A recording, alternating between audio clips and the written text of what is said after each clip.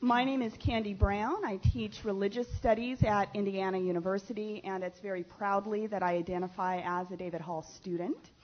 And it's a great privilege to chair this session on lived religion this morning, which I think in many ways exemplifies even more than other sessions in this conference, both the range and the magnitude of David's influence on so many fields.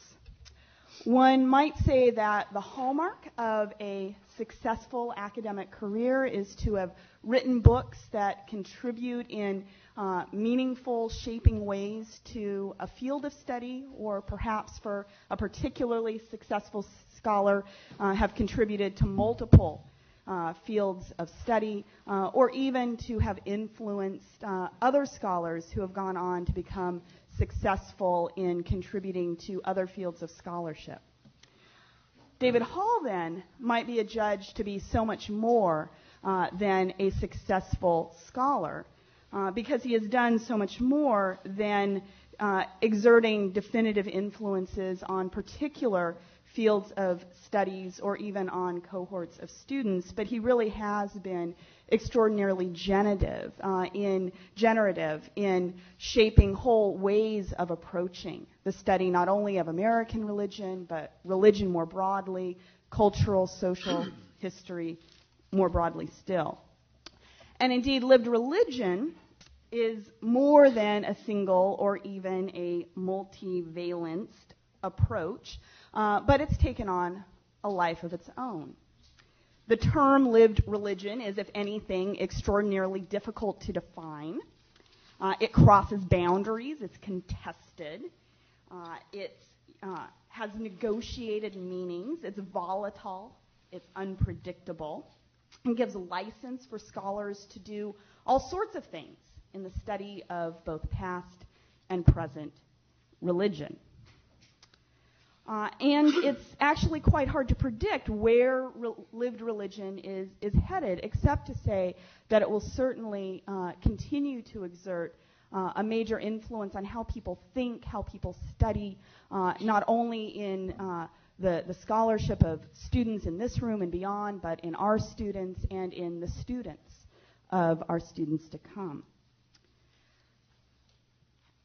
It's therefore especially appropriate that the papers in this session do at least two things. They both speak to this breadth of range of the kinds of studies that have been influenced by David's work, discussing Native American religions, conservative Protestantism, religious environmentalism, African and African American and Afro-religious, Afro-Caribbean religious traditions, but also in the papers self-consciously looking beyond David's influence on their own work and their own fields to think very critically about this thing, lived religion, and to evaluate both its possibilities and its pitfalls.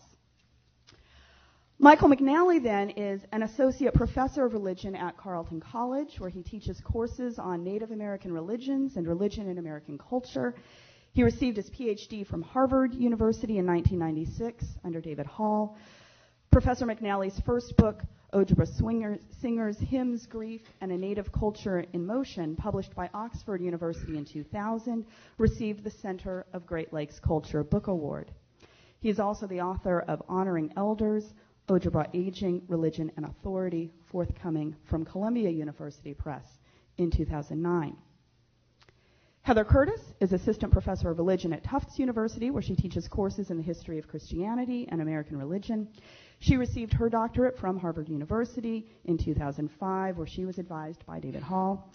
Professor Curtis's first book, Faith in the Great Physician, Suffering and Divine Healing in American Culture, 1860 to 1900, was published by Johns Hopkins University Press in 2007 and received the Frank S. and Elizabeth D. Brewer Prize of the American Society of Church History for the best first book in the history of Christianity. Her current project explores how Pentecostal and charismatic Christians have defined and dealt with mental and emotional forms of suffering. Rebecca Neal Gould is Associate Professor of Religion and Environmental Studies at Middlebury College, Vermont, where she teaches courses in American religion and culture and the Environmental Studies program. She received her PhD from Harvard in 1997, advised by David Hall, as well as Lawrence Buell.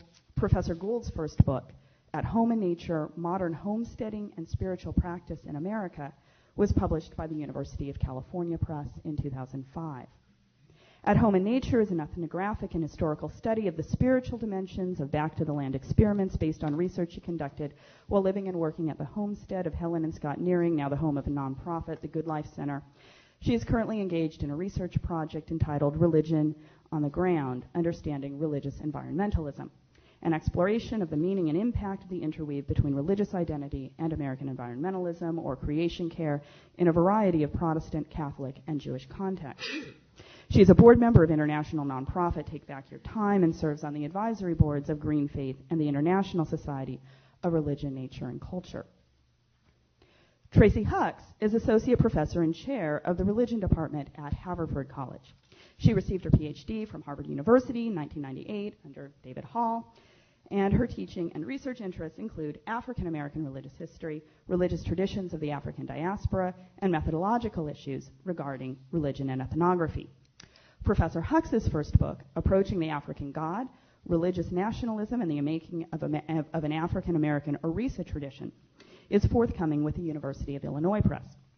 Her current research on the history of African-derived traditions in the Republic of Trinidad and Tobago examines the criminalization of African religions in the colonial era and the role of nationalism in the development of Afro-Caribbean religious identity. She is also working on a co-edited book with Charles Long on the image of Africa in the religions of the diaspora. Grant Wacker is Professor of Christian History at Duke University. He received his PhD from Harvard University in 1972, predating David Hall, and is the author or co-editor of 6 books, including Heaven Below, Early Pentecostals and American Culture, published by Harvard University in 2001, and which has received numerous awards and honors, including the Award for Excellence from the American Academy of Religion and the Numa Award from the Society for Pentecostal Studies. Professor Wacker is currently writing a book on Billy Graham's America under contract with Harvard University Press, and he is president of the American Society of Church History.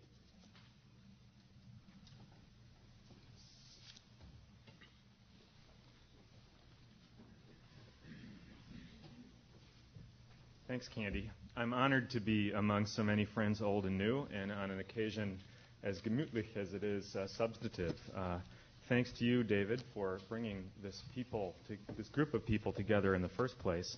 Thanks to Dean Graham at the Divinity School for supporting it, and to Marie and Heather for doing so much work to bring it about. To those of you who I consider new friends, I'm a student of David's who had the privilege to participate 15 years ago in the History and Practice of Lived Religions seminar in 1993. As fieldwork with Ojibwe communities in Minnesota began to shift my focus from the history of missions to the complex ways that Native people came to practice Christianity, David invited me to contribute to the Lived Religion volume that came out in 97. Later, I was lucky enough to be part of 4 years of rigorous discussions about the history of Christian practices under Lee Schmidt and Lori Mafley-Kipp's able direction, where I honed ideas about the relationship between practice and virtue in the Ojibwe moral tradition of honoring elders. I originally intended to present something about that, especially given how much filial piety is in the room here right now. But I think after some contemplation, and particularly after having 4 shots myself at teaching a lived religion seminar at Carleton College, where, among other things, Max Mueller in the back row was submitted to my first try at this. There's something about the work of lived religion that creates a kind of a qualitative moment, I guess, to use Richard Fox's words earlier, that I'd like to spend some time reflecting on, and then to reflect some on concerns I have with the way that the term and the study of lived religion has proliferated. So that's what I hope to do. The reach of this term, as you know, is vast. Lived religion produces nearly 15,000 Google hits as a coupling, 1,340 when combined with David Hall's name alone, and over 900 in the narrower Google Scholar search of academic literature. Fortunately for David, there's no YouTube hits as of yet. Predictably, these references cluster in the history and sociology of American religion, but lived religion clearly has become something of a term of art in recent work in Islamic studies, especially those studies that concern immigrant experiences in Western societies, and in East Asian religions, where it has helped theoretically rethink the boundaries among traditions that can so seamlessly be conjoined or layered in the experience of everyday life in places like Japan. More surprising still are the ample references within applied fields of the law, of media studies, and get this one, marriage and family therapy, where there's this whole world of lived religion references that you can actually sort back to David Hall's work, though, as we'll see. It moves far beyond his disciplining structure. Indeed, I've encountered in 3 job searches at Carleton outside the American field proliferating and loose references to a lived religion methodology as key marks of candidates' self-presentation. Intended to indicate theoretical sophistication, they had on me precisely the opposite effect. Clearly a powerful stimulant in a wide range of fields, lived religion has begun, I fear, to overly caffeinate us. Here I'll resist the urge to become the lived religion police or to reify a lived religion approach by presuming to fix an authoritative definition. David himself observed in an AR session that it's just a term, one that can be taken in multiple directions. I would, however, like to argue that what animates so much wholesome interest in lived religion is also what threatens to water down its analytical value beyond recognition. Along the way, I hope to address some misgivings out there about the approach by paying attention to several studies that have ineffectively, if conspicuously, deployed lived religion, contributing perhaps to the sense of fad that some believe has grown around it. Consider this, for example, these words of a review of Bill Hutchison's wonderful book on pluralism. Quote, "Nor is Hutchison smitten, as others, by the vast range of personal approaches to spirituality that make the lived religion of ordinary folks." Consider me smitten, but perhaps not for reasons that reviewer thought. What exactly is lived religion? Well, here I'll abbreviate my remarks, and I'm grateful for David Hempton's far more able explication of the European social history and cultural history roots, which David so ably not only translated for us, but created in that lofty language some habitable space for Americanists. I'd like to say a few things about the kind of qualitative origins of it in the context of this school and of seminars and other spaces directly under David's shaping. In August of '93, David reflected on the previous spring's experimental seminar and the rare, perhaps unique synergy that surrounded it. Apologizing that he could not summarize the papers of all the class participants, he wrote this, and this is in an old file that I have called Lived Religion. "So much that happened intellectually was a matter of friendships, old and new, and of the spirit of sharing that settled among us during the year. In this regard, the history of lived religion itself is more than that of an idea, but of relationships and concerns, perhaps even yearnings, among historians who find themselves in religious studies, that are for me as remarkable as the studies that have emerged from it. In other words, it is caught on not merely for its analytical value, but for the way it has authorized a qualitatively different approach to American religion and to religion itself." Here a word is in order about the Lilly Endowment's importance in shaping the study of lived religion by creating the conditions for such remarkable collaborations as David's project or the Christian Practices Project and others. If the resulting books have done more to complicate the religious past rather than serving up to a broad readership a digestible serving of the wisdom of past religious practices to help nourish today's faith communities, Lilly's investment has surely borne important fruit. At the simplest level, I think, by disclosing the contradictions and distinctive logic of practices in previous generations of the faithful, these studies have helped today's people of faith stop taking ourselves too seriously. Lived religion studies have humanized past people of faith, prevented us from expecting more of the depth or vitality of their faith than our subtle declension narratives have suggested, and discovered that past practitioners have been beset by challenges with which contemporary people of faith can identify. Ethnographic studies across divides of ethnicity, class, gender, and politics have also done much to incorporate the religiousness of those considered heretofore marginal or other into standing narratives of American religion, to collapse the often unhelpful frameworks of mainstream and outsiders, and to rehumanize the lived religiousness of people on opposite sides of the culture wars. Lily's support has done much to vitalize and refine the field of American religious history as an academic field as well. Lived religion efforts have helped the field respond to an increasing sense of dissatisfaction with the explanatory value of such terms as liberalism, evangelicalism, secularization, and popular religion. It's gotten historians and sociologists together in the same room. The lived religion effort has theoretically encompassed that intellectual restlessness and nourished it with a model posture toward the subject. In particular, it's helped train the study of American religion in a number of ways which I'll abbreviate as hallmarks of a lived religion approach. And I'll be very brief in my abbreviation of these so I can get on to the other studies that I want to talk about. The first is, of course, practice. Studies of lived religion foreground practice and problematize the relationship between practice to religious beliefs and theologies. No small feat this, an attempt to come to terms with fundamentally non-discursive forms of human life, and to do so in print, and in particular to try to lay claim to the possibilities of agency that people have realized through religious practices without failing to show how the same practices are also profoundly regulative in effect, tools by which structures become accommodated by subjects and experienced by subjects even as they are resisted. The more I've come to know about practices through 2 collaborative projects with very smart people and extensive reading lists, the less I feel scholarship has satisfactorily figured out how to write about them. That which concerns practice is also profoundly concerned with the practical.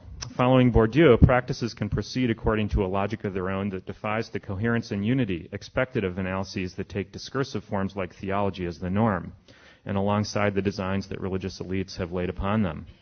Following Certeau, the student of religious practices must train attention on religion as an enterprise perhaps as much about making do as it is about making meaning, as much about bricolage as about logical consistency.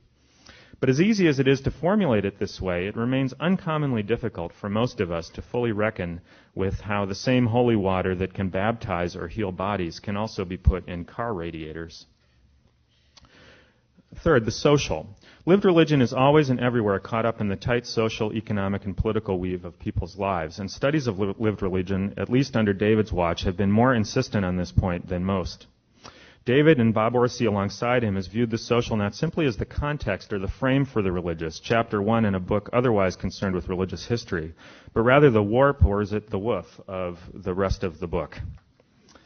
The lived religion approach has also helped lay claim to the ways that religious practices have helped people assert nimbly and creatively some measure of freedom within the structures that constrain, by construing religions as menus of resources creatively appropriated rather than systems whose integrity is in their systematic nature.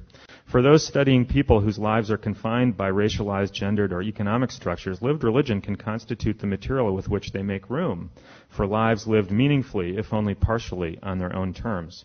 But this isn't just about the study of outsiders. Lived religion studies have also shown how religion has helped people improvise and negotiate a life that amounts to more than the predictable scripts of a consumer culture. Christian gifting, we learned from Lee Schmidt, for example, is too supple a thing to be reduced to the predictable fodder of pulpit jeremiads about Christmas materialism. In this regard, the study of lived religion has ratcheted up the study of religion's contribution to larger debates about the nature of modernity or postmodernity, for they've laid claim to what Orsi, in his commentary on the lived religion volume, qualified as a, quote, relative cultural freedom, end quote, situated between the determinative structures of modernity and post-Enlightenment ideals of human freedom or autonomy. That the concept has caught on so is surely in no small part due to David Hall's reach and his mentorship. But as David will surely agree, it's also caught on because of the particular desires of scholars in our own historical moment. Desires that at once animate and dog or bedraggle the study of American religion. I can distinguish at least 2 that lead to either analytical shortfall or excess. The first, perhaps out of sympathy with contemporary subjects and then mapping that back on to the past for those of us who are historians, is to provide some weight and substance to the claim so many of our contemporaries make of being spiritual and not religious. The second desire is related, an effort through means of religious study, either historical or sociological, to get back to a garden of real or pure or unalloyed religion. The latter observation informs the former. The focus on lived religion is often related to a nostalgic effort to get back through our scholarship to the vitality of religions we no longer practice as many of us no longer practice, or at least to ennoble them with lavish attention and marvel. Marie made this point in a consideration at the ASCH session on David's work that there's a certain the history, the personal histories of scholars of religion get somehow played into our uncommon interest in lived religion. It's part of what fuels it. This is related to the creative tension, and it can be enormously creative and alive, to the proximity we strive for, but the inevitable distance we feel between scholar and subject. A creative tension summed up in the haunting question Orsi famously fielded from a woman down the pew from him in South Chicago: "What are you praying to St. Jude for?" But as animating as it can be, the creative tension is more than done in studies worthy of more analytical precision and promise. Take, for example, this. It became a not infrequent and relatively weak use of the lived religion approach to think of blank as religion because subjects came to speak of it in such terms. But what about those who have taken the lived religion moniker as a license to do just that? And judging from a recent Journal of the American Academy of Religion issue devoted to various forms of nature religion, this remains a strong temptation. Because I so treasure the lived religion approach, I so treasure the lived religion approach to American religious history nearly as much as I treasure trout fishing. Imagine my disappointment upon reading Samuel Snyder's article, "New Streams of Religion, Fly Fishing as a Lived Religion of Nature." I confess I was so incensed by this article that I assigned it as a cautionary note at the beginning of last spring's Lived Religion seminar. The president at my college, a religionist as well as an avid fly fisherman, had the good sense, he said, to abandon 2 different book manuscripts that he had written about trout fishing because he learned, as he put it, how easy it is to write poorly about trout fishing. Snyder's article joins the shelf space occupied by so many such efforts, not simply because it's about trout fishing, but because it pays only enough attention to the lived religion literature to take the label and run. To paraphrase the Carleton president, it's remarkably easy to write poorly about lived religion. Beginning with good writing about trout fishing, because it's not ultimately about trout fishing, Snyder takes as his starting point Norman Maclean's now familiar phrase from A River Runs Through It: "In my family there was a fine line between religion and fly fishing." Citing interviews with many others, Snyder proceeds to assert plainly that a lived religion approach helps delineate how anglers are not speaking only in jest or by way of metaphor when they say they feel religious about fly fishing, because it is, quote, "a practice," end quote, that indicates a coherent system of meaning-making. In fact, Snyder summarized the lived religion volume with an out-of-context reference to Geertz in Orsi's essay. The summation of the lived religion volume for Snyder was, "Religion is quite simply a meaning-making activity." That's the summation of the book. In Geertz's Religion as a Cultural System, it's Geertz's religion as a cultural system without the benefit of the subsequent 40 years of lived religion analysis that sharpens it, or quite frankly, without the benefit of Geertz's own observation in that article that to observe someone speaking about feeling religious about golf is not to commend an analysis of golf as a religion. Thus, we're introduced to fly fishing as a lived religion of nature with its sacred literature, Isaac Walton's Complete Angler, its creeks that serve as so many Ganges, and its ritual paraphernalia of rods and gear. You get the idea. I kept imagining Snyder as a fellow student in a David Hall seminar, who, after presenting his elaborate scheme that fly fishing is meaningfully understood as religion, would face that inevitable terse question, so what? There would be a tough silence, but under David's mentorship, it would be a conversation starter, not a conversation stopper, helping Snyder to do in a rehabilitated second draft what he aimed to do in the first place. My main question is not how could somebody thus take lived religion, but how could one do so and emerge with a discussion so clearly lacking any reference to the social? And this in particular from the storied tradition of fly fishing, which screams out for analysis of the understandings of what constitutes manliness, gentility, or learnedness, and the rise of leisure, the leisure industry, the rhythms of the work, urbanization and bureaucratization that have produced in part the sacralization of nature and the elevation of this particular kind of tradition of fishing to the status of tradition.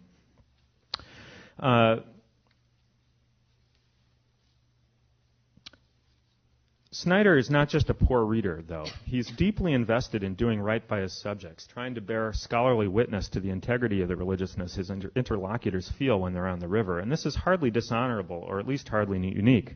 It's a view shared by many of us writing ethnography or historical ethnography, and so too for complicated reasons. There seems to be a corresponding and pervasive resistance to fully engage what we all know to be true from our David Hall seminars, that the religious and the social interpenetrate one another.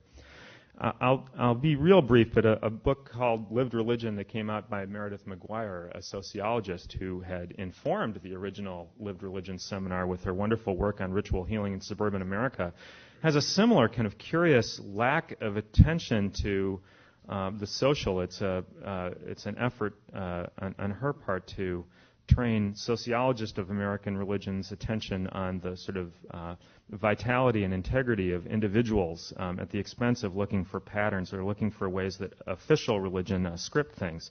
And I think you can see from my comments, more importantly from everybody else's comments, that this is decidedly not in the David Hall mode of looking at lived religion, and it's symptomatic of many studies that are emerging that are out there. Well, let me close simply by returning to the class that I taught. And I can say, I can witness to the transforming influence of the studies, the good studies of lived religion by folks on the panel and by those of you in the room, and the transformation that those works have registered on students in my own American religion courses at Carleton. If these studies lack the narrative sweep and structure that also matters in teaching American religious history, they serve up writing that is so animated, perhaps even haunted by its proximity to the subjects, that the students are changed by these books and led to reflect critically not just on what American religion is, but on what religion as such is. Crucially, the work by Hall and Orsi, as well as others in this room, frees us to embrace the possibility that the study of religion doesn't force a Sophie's choice between the politics of the sacred on the one hand or the poetics of the sacred on the other. The practices of lived religion, given the proper light, can be seen to show how religion is neither determined by the material and social forces of the market, the political sphere, or the religious institutions and elites of official religion, nor how that religion is anywhere nearly as autonomous from these forces as religious subjects or scholars wish were the case. And it's for this reason, I think, that the study of religion that has had such purchase and reach that it has within the study of religion and elsewhere. If there are disappointments along the way in that proliferation, it only points to the rigor and generosity that David's work and mentorship have modeled. Quite simply, there isn't enough of David to go around, and would that there could be. And maybe YouTube is the way that you can reach a broader audience and set the record straight. Thank you.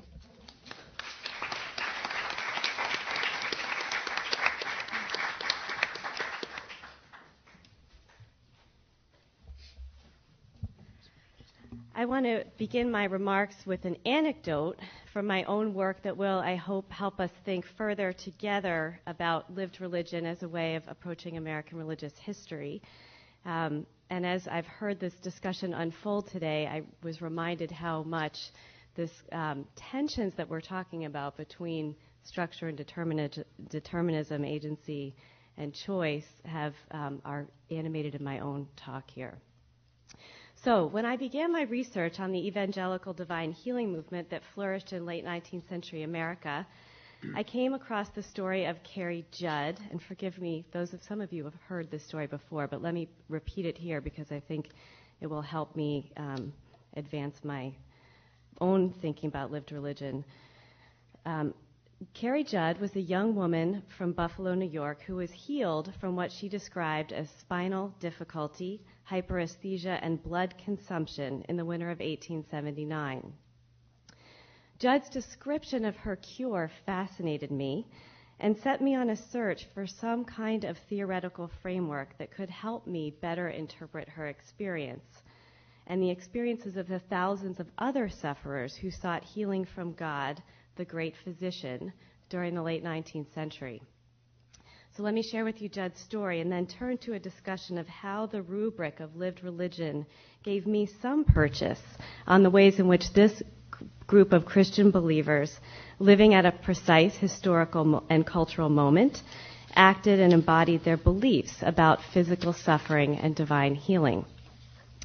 Carrie Judd became an invalid at the age of 18. One morning in the winter of 1867, she slipped on an icy sidewalk on her way to the Buffalo Normal School, where she was studying to become a teacher. Her arms loaded with heavy books, Judd hit the stone walkway hard. Although she managed to make it to class that day, within several months, Judd was confined to her bed, and for most of the following 2 years, she was obliged to lie in a darkened room, powerless to move without assistance, and unable to endure the tiniest jar or noise. By February of 1879, Judd could no longer eat solid food. She grew emaciated to a shadow and was not expected to live from one day to the next.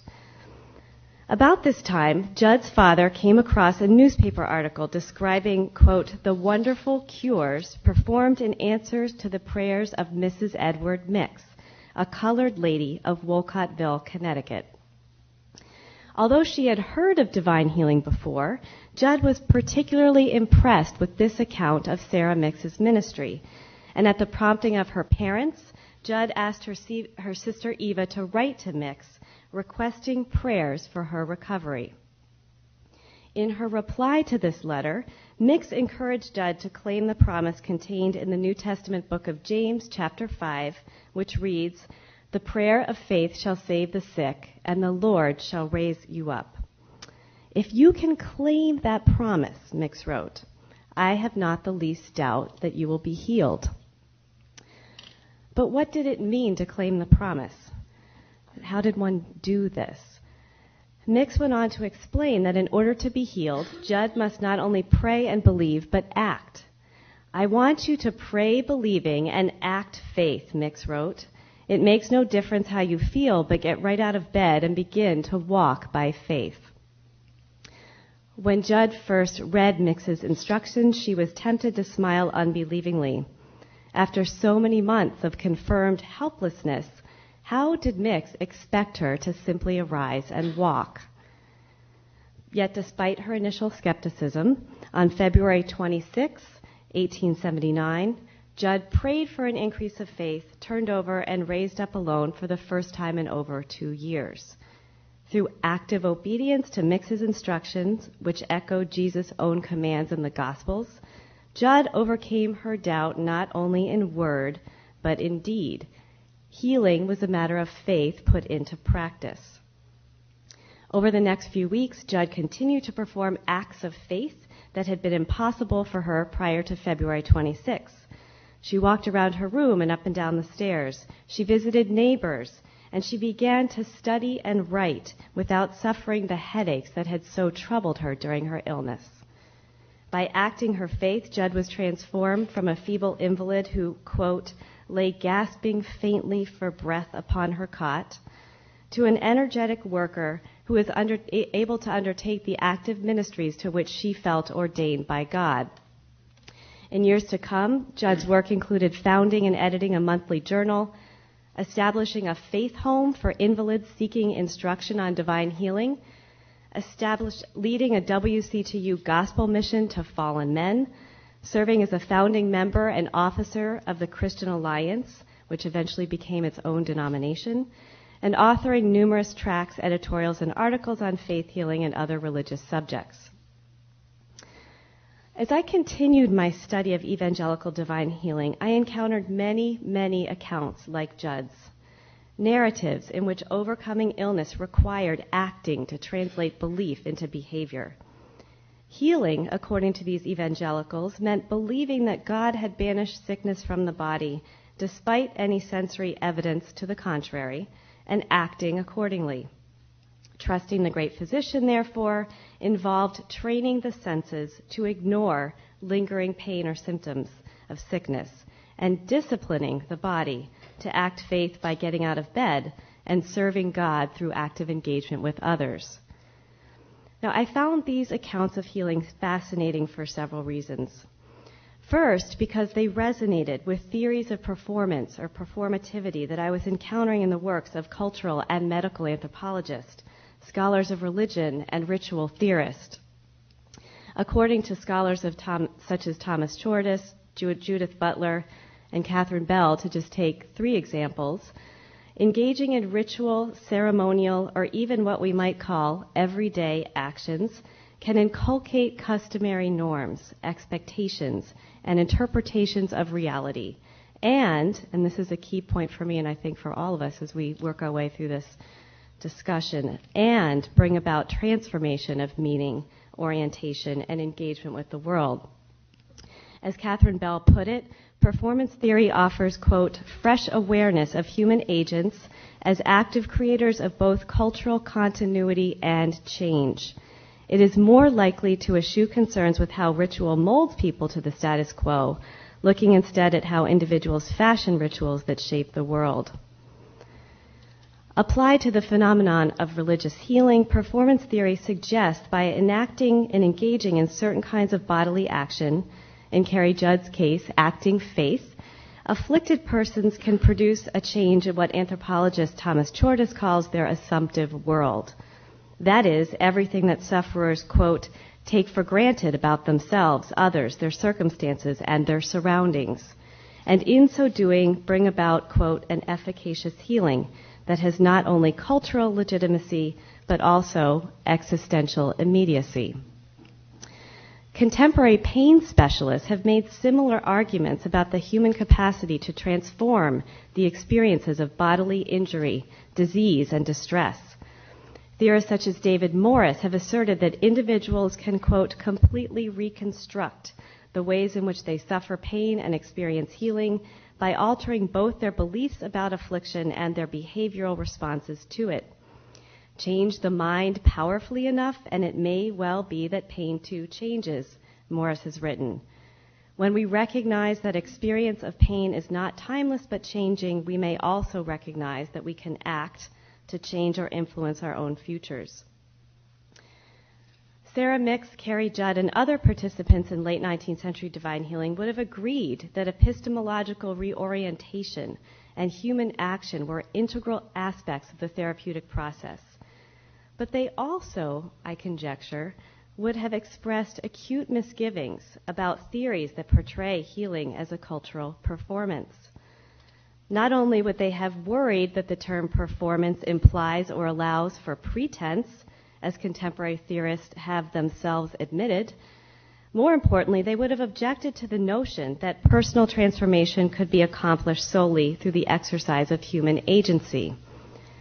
Although proponents of divine healing often suggested that acting faith entailed a considerable expenditure of individual effort, they also insisted that this exertion required absolute dependence upon God. According to these evangelical Protestants, both spiritual salvation and bodily redemption were gifts of God's grace, not works of the human will. Within this theological framework, acting faith then involved yielding to God, ceasing all self-effort, and opening one's body, mind, and soul to the transforming influence of the Holy Spirit. Healing in this view was a performance inspired not by personal agency, but by an influx of divine energy. As I became aware of the paradoxes that animated the discourse of late 19th century divine healing, it seemed to me that performance theories, as useful as they are for analyzing this movement, might not be sufficient for fully capturing the theological complexities and devotional texture of experiences like Carrie Judd's. I wanted a conceptual framework that highlighted these complexities, that called attention to the intricate and complicated interactions between theology and action, belief and behavior. I wanted a theoretical vocabulary that could take account of the enigmatic understanding of agency that evangelicals like Mix and Judd employed, that would take seriously their strenuous efforts to remain passive and receptive to the Holy Spirit, and would illumine their attempts to align themselves with the great physician through participation in devotional exercises, disciplines such as prayer, meditation, fasting, and ritual activities such as laying on of hands and anointing. And this is one of the many reasons I am so grateful to have been pursuing my research under the direction of David Hall, and to have arrived at Harvard at a moment when lived religion had emerged as a new way of analyzing American religious history. What did lived religion have to offer that performance theory did not? And why has this way of doing American religious history proven so fruitful for me and so many other scholars of religion? First, and this is a somewhat different note, I think, than Michael's, lived religion highlights the importance of theology. Yes, theology. This is a point that critics often fail to grasp. Lived religion, David wrote in the introduction to the 1997 book that has helped reshape the field of American religious history, attends to, quote, the everyday thinking and doing of laymen and women. It eschews oppositions that separate belief and behavior, focusing instead on the ambivalence and contradiction, the tensions and ongoing struggle of definition that recur whenever people live with and work through the multiple realms of meaning present within any cultural system or theological tradition.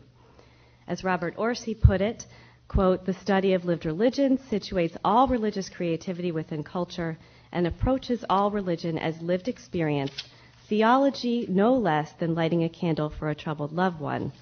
The study of lived religion is not about practice rather than ideas, but about ideas, gestures, imaginings, all as media of engagement with the world. For my own work, lived religion provided a means of emphasizing the links between the performance of particular devotional rituals or actions and an underlying set of theological tenets or an overarching theological goal.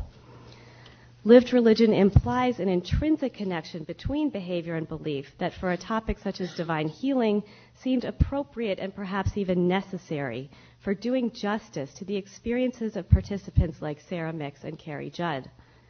Thinking about acting faith in this way alerts us to the broader theological and devotional context that shaped the ways in which these and other evangelicals interpreted and coped with the challenges of pain and suffering, while also drawing our attention to the repertoire of devotional disciplines through which they sought both physical and spiritual wholeness.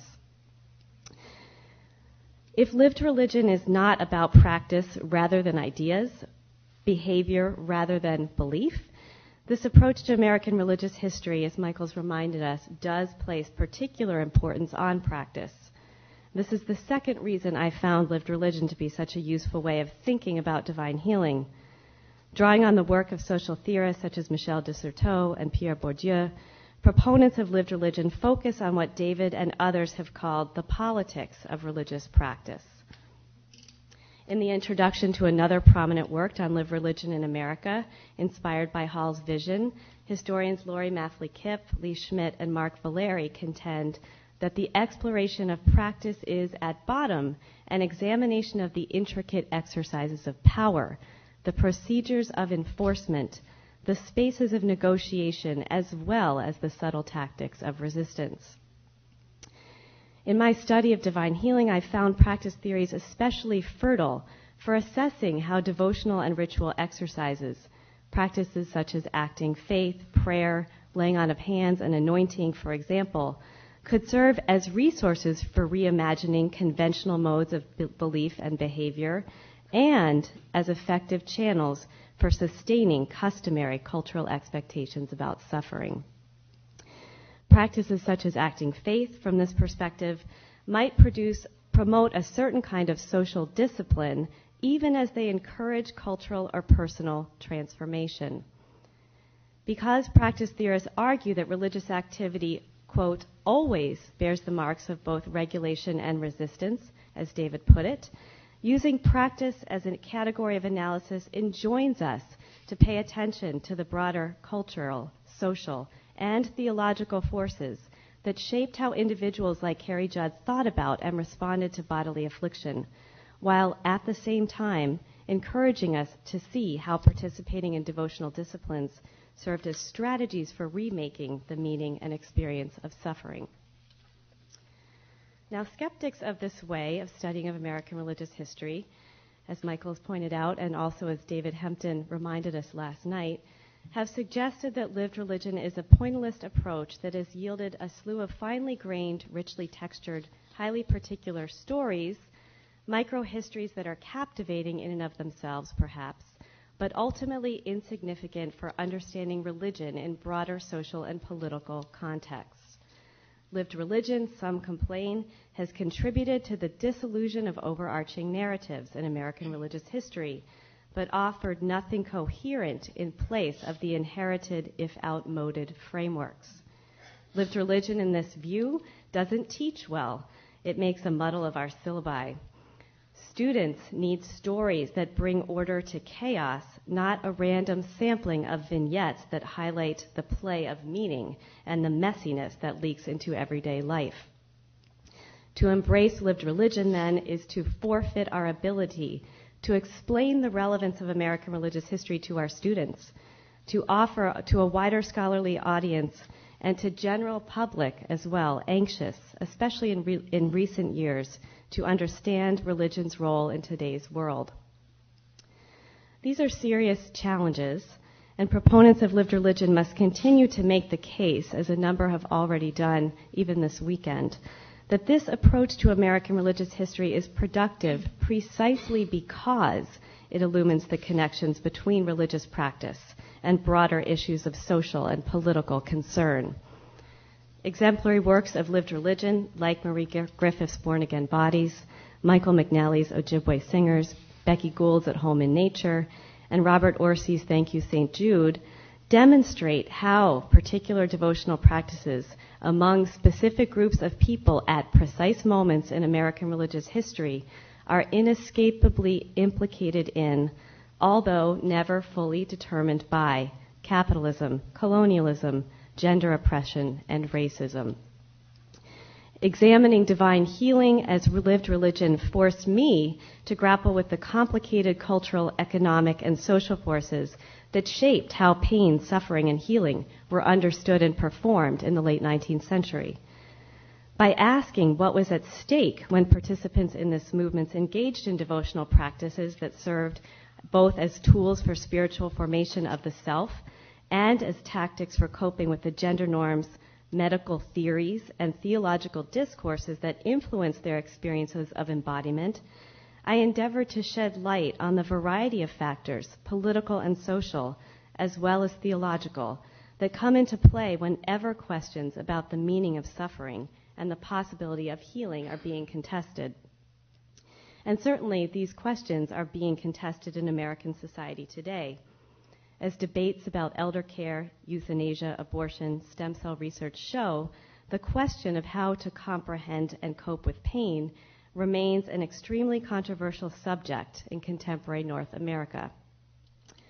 By scrutinizing the politics of sickness, health, and healing during an earlier era of American history through the lens of lived religion, I aim to place current conversations about the relationship between religious faith and physical well-being in broader perspective, and to provide a wider frame for thinking about the ethical and spiritual implications of bodily suffering. Promoting a greater consciousness of how religious beliefs and practices have shaped contemporary perspectives on sickness and health will, I hope, encourage honest and constructive conversation about the politics of pain, the history of medical ethics, and the ongoing significance of suffering and healing in American history and culture. I'm exceedingly grateful to David for providing me with the conceptual tools I needed in order to begin to raise these questions, and for inspiring me with his own commitment to studying and living religion. Thank you.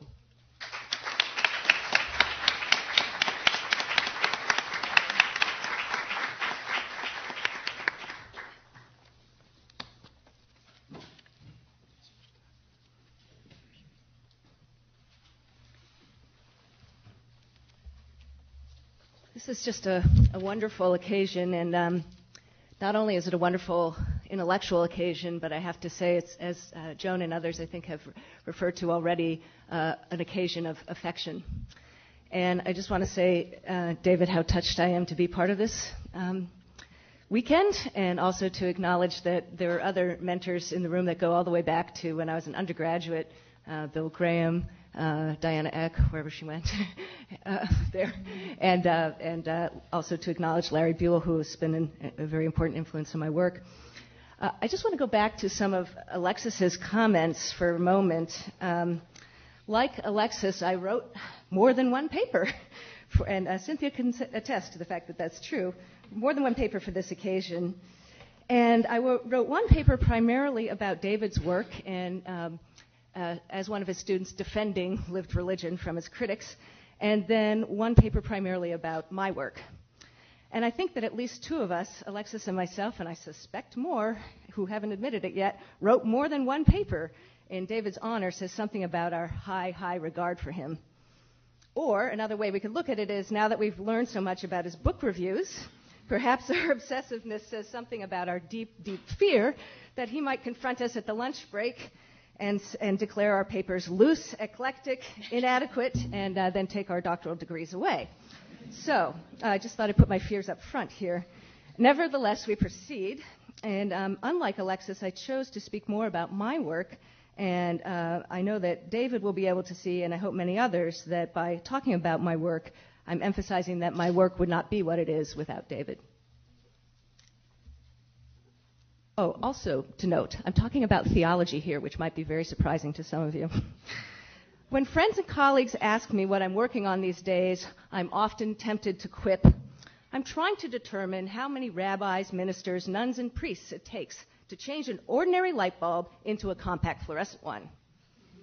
Now, would that my research were so simple and so quantitative. If that were so, I'd be done by now. But instead, my project, Religion on the Ground, Understanding Religious Environmentalism, is blessed and sometimes cursed by my being a former David Hall graduate student. Thus, I'm not examining religious environmentalism primarily in terms of the young, dynamic institutions that have helped it to grow, and these are quite new and sort of weren't on the scene 15 years ago. Nor am I building my research and writing on the history of ideas. Now, the intellectual history of ecotheology is indeed fascinating. It begins with a renewed emphasis on the natural world as a unique creation of the divine, and stewardship of the land as the essential task to which we are called. From Adamah, arable soil, is made Adam, the keeper of the garden. From this early apologetic stance, Jewish and Christian ecotheology quickly blossomed and then grew in multiple directions, producing, I may have not got all of it, but I think I've got a pretty long list here, creation theology, ecological versions of process theology, New Dream theology, Reconstructionist theology, ecofeminist theology, green liberation theology, and a more generalized anti-consumption theological orientation that I call a theology of restraint. And a lot of the Jewish theology sort of falls under that umbrella. Of course, the history of environmentally oriented religious institutions and the history of eco-theological ideas are crucial histories to know. They constitute significant strands running through my project, and I give them considerable attention. My emphasis, however, lands on what I call, not surprisingly, lived religious environmentalism.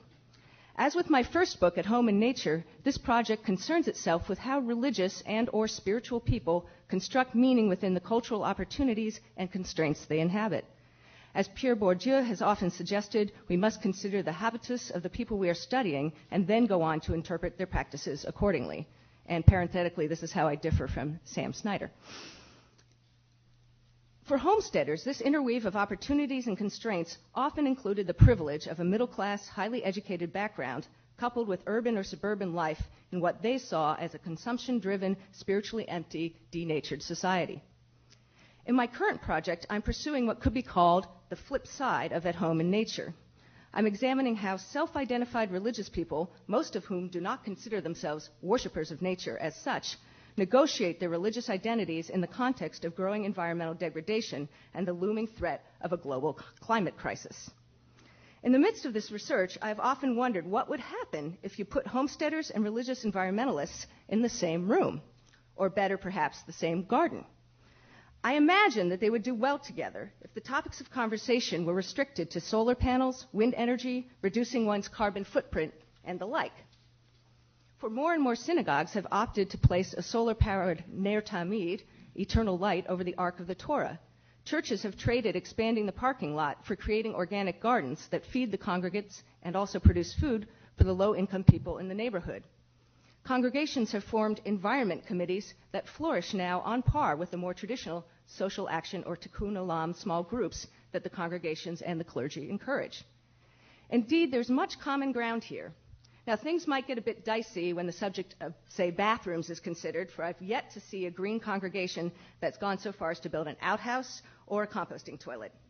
But if the topic of religion were brought to the fore, composting toilets suddenly would become a non-issue.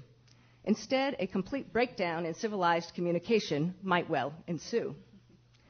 The homesteaders I studied, not unlike, and this is an important comparison, not unlike the leaders of prominent environmental institutions such as the NRDC and the Sierra Club, were either decidedly secular or what we might call post-Christians and post-Jews, influenced by their heritage but uncomfortable with formal religious practice or with religious institutions. Their spirituality, if directly expressed at all, was a spirituality that began and ended with nature, though, interestingly, their readings of nature often oscillated between the mystical and the purely scientific. Religious environmentalists, by contrast, are, well, religious, and they interpret themselves, their life stories, and their encounters with the world through a religious way of seeing and knowing. Now, I'm putting forth this imaginary scenario to emphasize the ways in which my current project lends itself to a lived religion approach. For both groups, nature is loaded.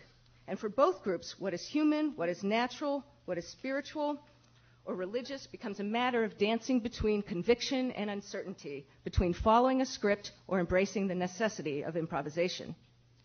Now, lest I continue in too abstract a vein, I'm going to give you an example of the kind of dance I'm talking about. And here I'm quoting from a woman named Ruth, who is an Episcopalian priest in the New England area, and she was a co-founder and now helps to run a religious environmentalist organization that, differently from most of them, is very interested in activism, including on-the-ground protest and civil disobedience. So I first met Ruth at a spirit and wilderness retreat in Vermont, and I was curious to know more about how she brought together her environmental commitments and her Episcopalian clergywoman identity. Ruth had this to say about how the central Christian narrative sustained her through often difficult environmental work. I bring my rage, sorrow, and frustration about environmental degradation into my prayer. I know that we also need to keep hold of our belovedness. I call that stage of the journey creation, when we realize that God loves us completely, and not only us, not only human beings, but also the whole creation of which we are a part. As it says in Genesis, God looks at us and at everything God created, and God says, it's good, it's very good. The creation stage is when we realize how loved we are, and when we fall in love with the earth. The crucifixion stage is when our denial falls away, and we let our hearts be broken. We dare to feel our grief and fear and anger about the assault on God's creation. All the feelings we've been hiding from, and we feel them in the presence of the God who loves us completely.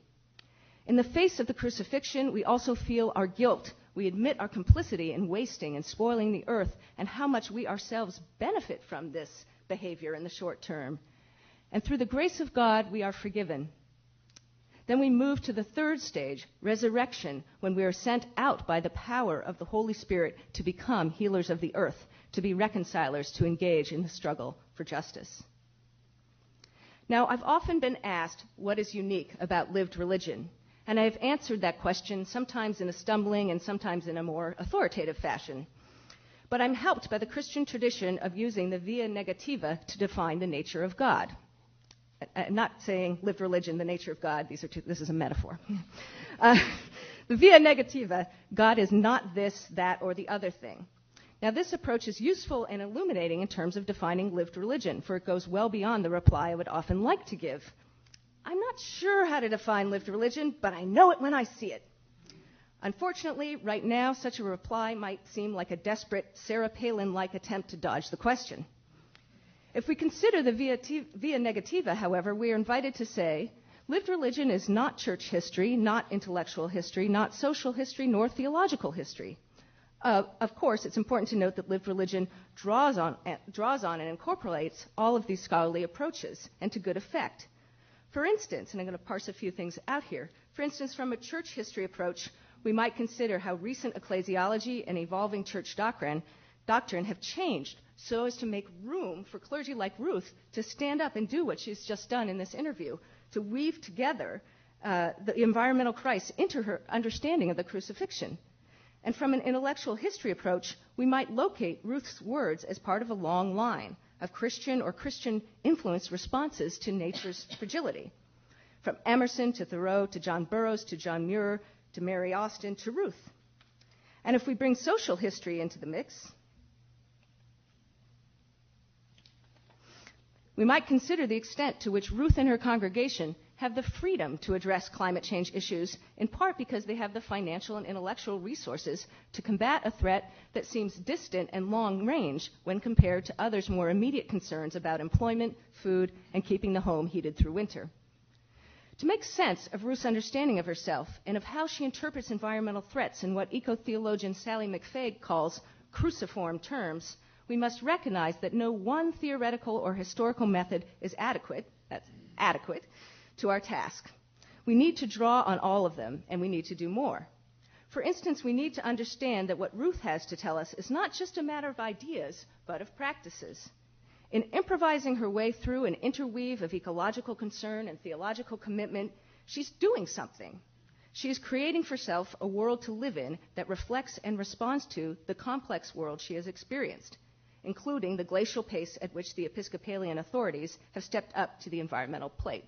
Now, no offense to the Episcopalians in the room, and actually this is changing and things are getting better from on high in the Episcopalian Church.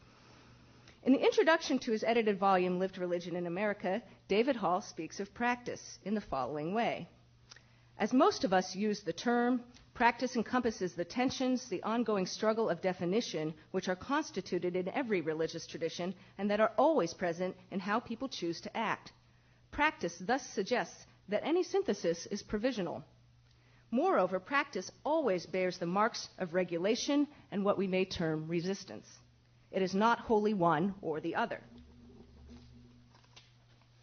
Practice is certainly at work in Ruth's bringing her environmental despair to the Christian story of creation, crucifixion, and redemption. In the process, environmentalism becomes Christianized and Christianity is greened. But in each case, the struggle of definition, as Hall calls it, is clearly evident.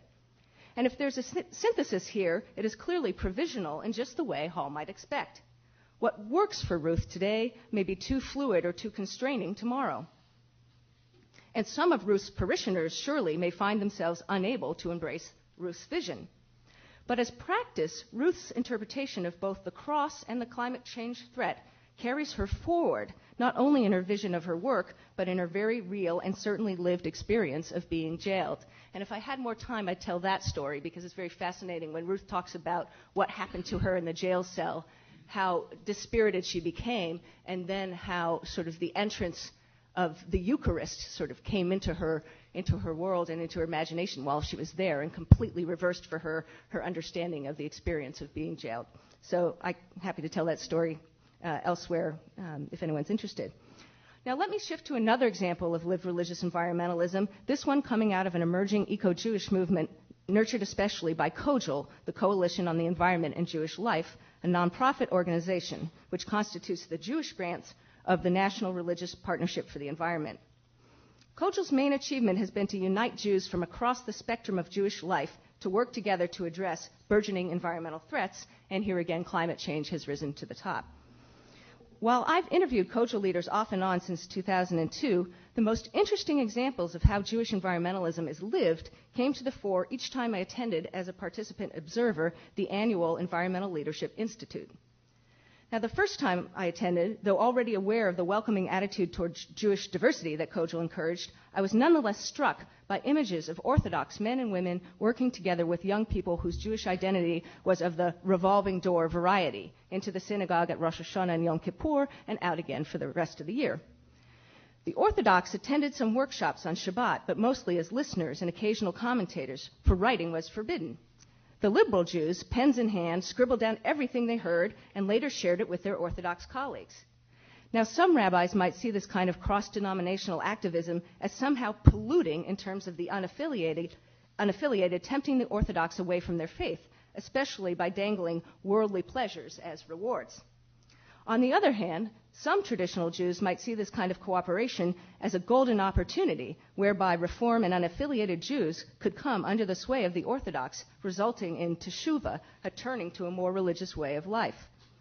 But while such dueling worldviews scenarios may have been in play on the edges of the Kojal Institute, cooperation and learning from one another for the sake of a common cause was at center stage. The journalist Samuel Friedman, author of the conflict-ridden book Jew versus Jew, would never have anticipated this departure from the American Jewish norms of deep identity division. Again, we could look at intellectual, social, theological, and for lack of a convenient Jewish term, church/synagogue history, to interpret what is going on religiously. We might also say psycho-spiritually at these institutes. But these theoretical tools and interpretive traditions only get us so far. Rabbi Larry Troster, in reflecting on these institutes in the summer of 2002, bubbles over with his enthusiasm for the religious work that unfolded throughout the allegedly dominant work of environmental activist training. Here's Troster. This is an issue which can transcend any differences. Everybody can find their way in this because it's an issue we can all agree on. I saw this when I started attending the Kojal Institutes, and every kind of Jew was there, from Orthodox to secular to whatever. It was the most diverse group I'd ever been involved with. The energy level was fabulous because we were all there concerned about the same thing, and we could all go to our own communities and work in our own way and use our own language. But there was no conflict on this, and I still see this as one of the finest issues to pull Jews from all different groups, even more than Israel, because Israel, there's big fights about Israel. But this, everybody agrees there's a problem. So if the Orthodox want to handle it this way, that's fine, and if the Reconstructionists want to handle it that way, that's great. Now, this is really interesting. What excites Troster is the prospect of what Jewish unity can accomplish in terms of environmental work. But what seems to me to excite him more is that this unity is occurring at all. It may be tenuous and provisional, it may have moments of stress and strain, but for the first time in his experience and that of many others, the question of what kind of a Jew are you is momentarily shelved. Now, the shelving of identity questions, as well as recasting one's religious identity such that the very question of identity is not the dominant question, has shown up throughout the relatively short history of religious environmentalism. My favorite example comes from a 2002 interfaith campaign where nuns were driving rabbis around in Toyota Priuses and evangelicals were waving posters that posed the question, what would Jesus drive? Together, these clergy dropped documents on the desks of automobile executives calling for the cleanup of automobile emissions and grounding that call in religious principles.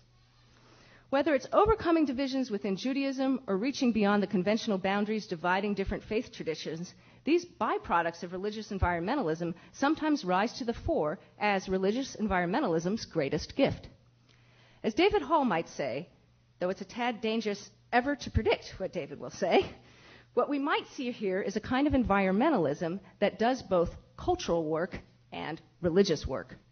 And while these examples are perhaps anecdotal windows onto the world of religious environmentalism, we also have real data, to show that involvement in Jewish environmentalism has brought many Jews back into Judaism, a finding that can lead to more financial support for the cause based less on the environmentalism part and more on the task of growing Jewish congregations and bringing young people back into the fold.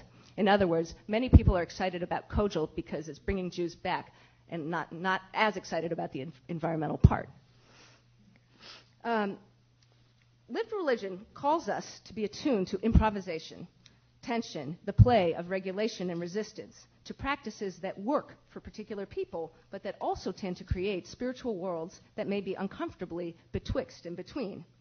This is certainly the case with Jewish and Christian environmentalism, and it's important to point out that the various victories that these religious environmental groups can claim are victories that are always bound up in the dynamics of tension and sacrifice, the loss of agency, and the creative reassertion of it. Let me bring in another example here. At Kojal and elsewhere, environmentally oriented religious leaders have often invited congregates to go outside of the synagogue and take time to enjoy the natural world during the long standing prayer, the Amidah, that is a central part of the service. Now, at one Kojal Institute, a Jewish outdoor educator told me a story about taking her young students outside for prayer. Earlier, they had been talking about the concept of kadosh, meaning something that is sacred or holy. When the leader started shepherding her kids outdoors during the Shabbat morning service, one girl firmly resisted. "Going outside to pray?" she exclaimed. "That is so unkadosh." Now, what I call table tensions were also at work at many Kollel institutes. Although Shabbat services were customarily split into traditional and non-traditional services, at meals, Kollel leaders sought inclusion rather than ritual separation. And they encouraged participants to participate in eating and saying blessings together. On one occasion, participants gathered together for Shabbat dinner. Almost everyone was there except for a group of Orthodox young people who finally arrived, enthusiastically singing Shabbat songs and searching for a place to sit all together, rather than dispersing themselves, which was the point, that they should have done that, around the room. "I hate it when they do that," one woman leaned over and whispered to me. "Why do they have to make such a production and stand out all the time?" A different version of a similar tension was apparent during the Shabbat Birkat Hamazon, the blessings over the food after the meal. For traditional Jews, this was a joyous expression of a weekly Shabbat ritual of gratitude. For more liberal Jews, it was a different story. Some spoke to me later of having never done this before and how excluded they felt. Others talked about how entranced they felt. Still others simply scratched their beards and squinted at the prayer book and tried to follow along. And still others remarked that it had been a very, very long time since they had darkened the door of a synagogue, but somehow the chanting of the blessings brought them back to the family Shabbats of their youth, and they were extremely grateful. And again, you can see the religious work is going on here, and the environmental work starts moving to the side. Later in the evening, just to present the other side of it, later in the evening, however, these roles were reversed, as many young liberal Jews took out their drums and others sang traditional Shabbat tunes to the tune and rhythm of "We Will Rock You." I'm not going to do that right now. In thinking about my presentation for today, I reread the essays by David Hall and Robert Orsi, which frame the chapters in the Lived Religion book. In so doing, I again came across Bob Orsi's vivid description of the healing shrine at St. Lucy's in the Bronx, where, among other fascinating practices, we've heard this already from Mike, we did not conspire on this, but among other fascinating practices, men gather sacred water and pour it into their gas tanks for protection on the road. Orsi's students recoiled at the idea that these practices were authentically religious.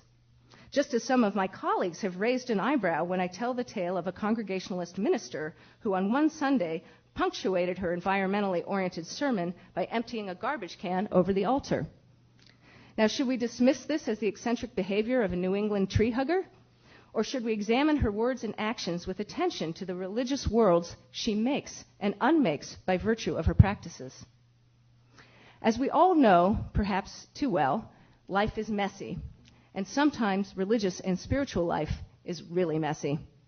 Perhaps all of us have emptied the proverbial garbage can over some of the altars in our lives. But the concept of lived religion helps us to understand how an eccentric tree hugger is also, at the same time, a leading-edge Congregationalist minister who serves her flock while also herding her past parishioners in an environmentally responsible direction.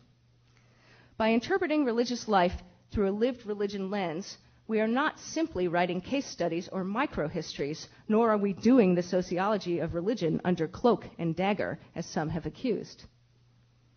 "Isn't all religion lived?" one colleague/critic asked as she cornered me in the hallway of an AAR convention center. I wish I had delivered this response at the time, but one always thinks up clever retorts after the fact. What I wish I had said was, with David Hall as my witness, I can assure you that, yes, lots of people were once alive. And many of these people were alive and religious at the same time. But lived religion is something different. In terms of the academy, it is, well, so unkadosh. And I like it that way.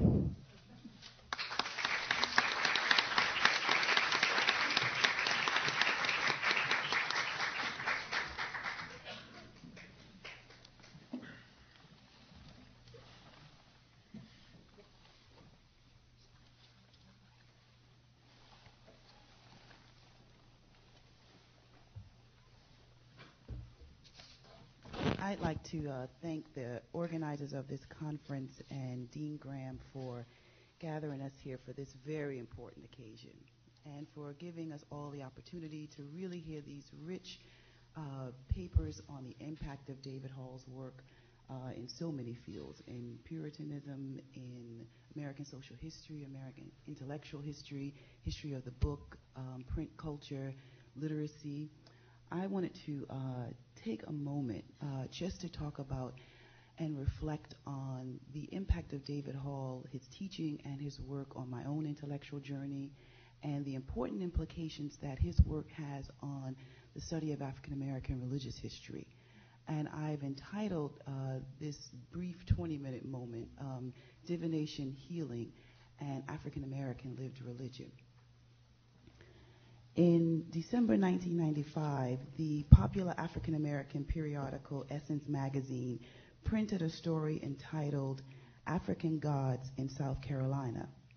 It spoke of a place in American Southern Low Country where African Americans could, quote, discover their spiritual and cultural past, pay homage to African gods and goddesses, and respond to the ancestral memory in their souls. Describing this unique African American religious space in the midst of America, the author recounts, quote, nestled deep among the live oaks and palmetto trees of eastern South Carolina, just 65 miles south of Charleston's airport, lies the Oyotunji African village. As the only traditional village in America, Oyotunji comes complete with a king, high priest, and ruler, a council of chiefs, and village people.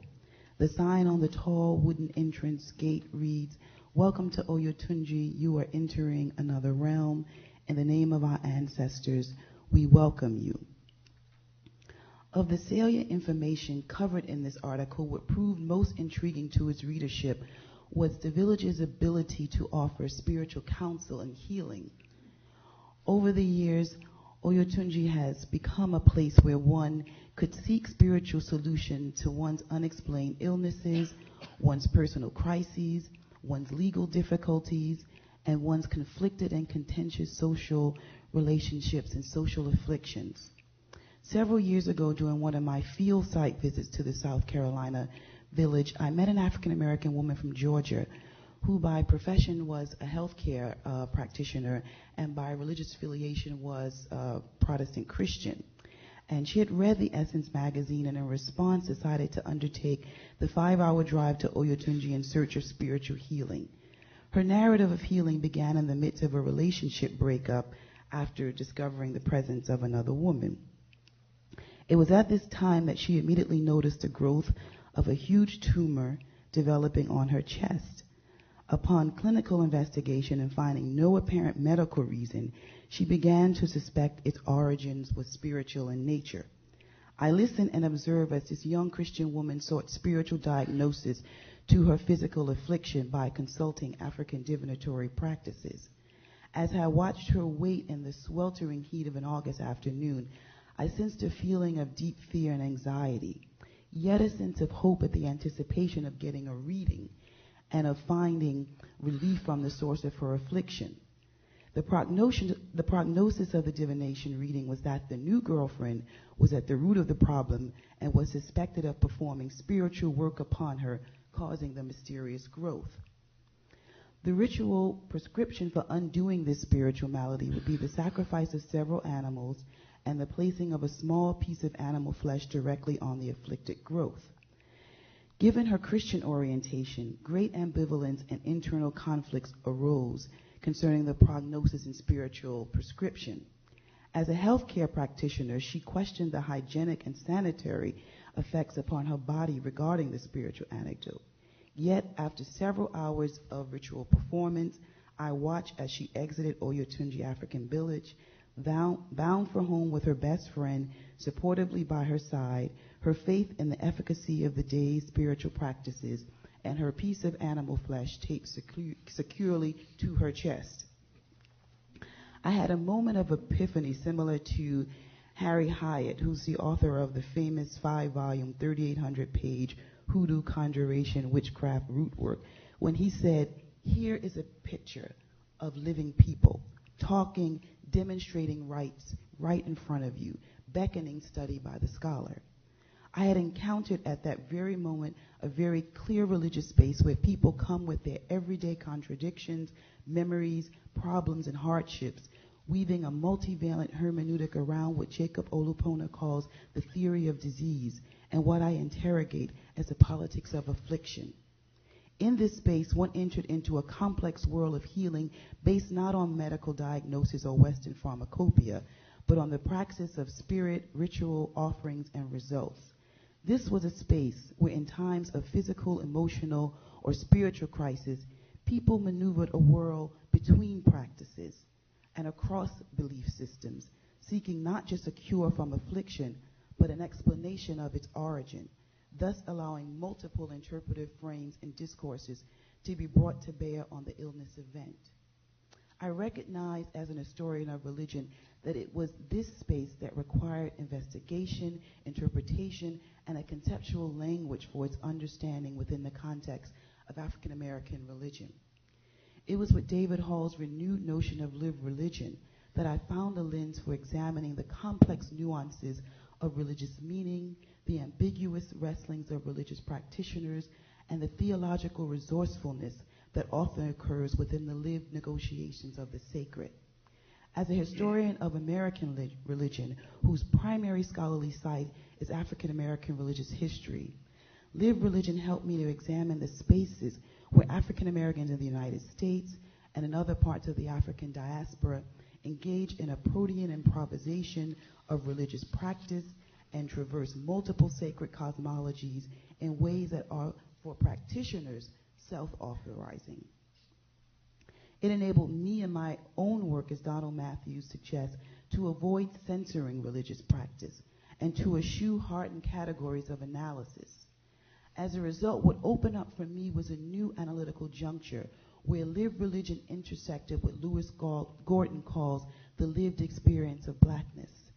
It was here where I could give voice to a distinct religious vernacularism within African American religious history, where everyday contradictions, memories, problems, and hardships are inscribed in and on a person's body, affecting his or her very notions of illness and well-being. The concept of lived religion also helped me to explore the complex meaning behind the narrative of one African American Christian client who, in accessing spiritual healing through African divinatory practices, cogently reasoned to the divining priest, quote, "I read my Bible last night, but I still want to get that traditional medicine and that traditional healing." Or of one African American diviner who stated, quote, all through time, people have always went to the medicine man for help. That's not going to stop. And more people, although they be Christian or whatever, they're going to sneak and find out somebody to get some work done and will be right in church Sunday morning with their Bible. As I engaged in this research, two major observations became increasingly more apparent. One, the rigid distinctions between Christian and non-Christian boundaries are profoundly relaxed in practices of affliction and healing. And two, the clergy, as David Hall suggests, can also be complicitous in the ways of thinking and doing as their congregations. For example, residents of Oyotunji village recount numerous stories regarding their Christian lay and clerical clients and the fervor with which they both seek the power of alternative and non-ecclesial spiritual practices. According to one of its priests, quote, "Even today you get those people who go to the churches, these big preachers. He'll have a congregation of about 400 or 500 people, but if he gets a little problem, oh Lord, he'd be pulling right on up here with a sign on his car that says, 'Buckle up for Jesus,' coming to get him a reading from one of these priests and priestesses because he knows the deal." In 2001, in an interview regarded by biblical scholar Velma Love, Oyotunji Chief Ajamu described that there were some Christian clients who would come after dark, but others were bolder and would come on Sunday afternoon still dressed up in their church clothes. I came to conclude that within this lived domain of religious practice, there is flexibility and allowance for a multi-source notion of spiritual power. In addition to the African American woman I describe above, who traveled from afar in order to access the spiritual resources of the village. Oyotunji village also services a local clientele from among the Gullah, South Carolina, and Geechee, Georgia, and Florida communities from the surrounding low country. In this historical region of the United States, local Gullah and Geechee orientations include a long line of spiritual diviners and herbal root specialists like the famous Dr. Buzzard, who died in 1947. The narratives of these Gullah and Geechee locals attest to the multi-sourcing of divine power and practice, as corroborated by one Geechee woman from nearby Sapelo Island when she states, "The old people didn't put their faith in God alone. God had his place, but so did Dr. Buzzard." Thus, within this lived cosmology of the sacred, they would reason, "I'm going to pray to God, but God takes his time to answer. So I'm also going to consult Dr. Buzzard, which will bring me faster results." African American Christian clients of Oyotunji demonstrated that the need to seek alternative avenues of healing transcended denominational and religious barriers and in no way interfered with traditional church membership or replaced primary public faith affiliations. Rather, they entered into a religious world of what David Hackett calls choices and mutable scripts that temporarily allowed them to access to a marketplace of healing practices that did not require religious conversion, yet could resonate with people in their everyday spiritual existence and their well-seeking practices. This analytically ripe space encouraged me as a historian of religion to avoid narrowly circumscribing the historical boundaries of African American religion and its practices at the expense of underdetermining moments of religious parallelism, overlap, coexistence, and collaboration. It is this hermeneutical and historiographical hazard that fellow historian of religion Yvonne Chereau urged scholars to avoid when she cautioned, quote, "Most interpreters set Christian and non-Christian traditions against each other with little regard for the range of relationships that might exist between them." She goes on to add that while it may be useful for academic interpreters, a rigid dichotomy between Christian and non-Christian expressions in Black folk traditions belies practitioners' own experiences. Like the Christian woman I described above, many African American clients engage in spiritual practices that offer remedies to the immediate and mundane problems that acutely affect their daily lives. Latent with profound social implications, the efficaciousness of these practices can best be understood within the presence of a larger social arena with which they interact and engage. As I interrogated these lived spaces where African Americans negotiated and performed public ritual identities while at the same time accessing esoteric and clandestine practices from African-based traditions, the heuristic rubric of lived religion helped me to recognize and to appreciate David Hall's understanding that, quote, "the fullness of any person's religious practice cannot be summed up in what happens in a single location." This discovery of multi-sided meaning makers began to crystallize for me when I first read Worlds of Wonder, Days of Judgment.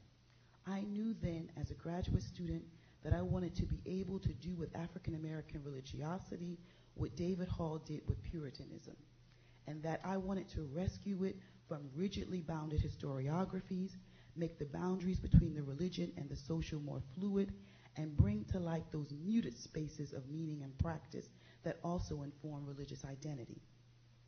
Throughout my graduate studies, I, like many of David's students, became intrigued by the historical ontology of the present, and thus chose to bring our historians' tools to the contemporary ethnographic field site, where we would engage, as David later identified it, live religion as an approach to the present.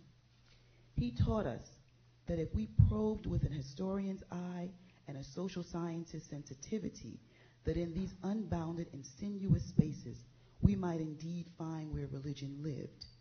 Therefore, in the contemporary field sites among African American Yoruba practitioners and their Christian clientele, the native communities of the Ojibwe, the homesteaders of Vermont, and Women's Aglow, we discovered the spaces where lived religion entered into a dialogical relationship with what Malinowski calls the imponderabilia of actual life. These were the everyday sites of meaning that Malinowski identified as, quote, the routine of a working day, the details of the care of the body, the manner of taking food and preparing it, the tone of conversational and social life, the existence of strong friendships and hostilities, of passing sympathies and dislike, the subtle yet unmistakable manner in which personal vanities and ambitions are reflected in the manner of an individual and in the emotional reactions of those who surround them. It was in this power of the everyday that collectively informed the lived philosophies of our interviewees and their lived orientations toward religious practice. As I actually moved from scholarly research sites in the ethnographic field to academic sites in the classroom, I became committed to identifying these lived spaces as intellectually viable within African American religious history.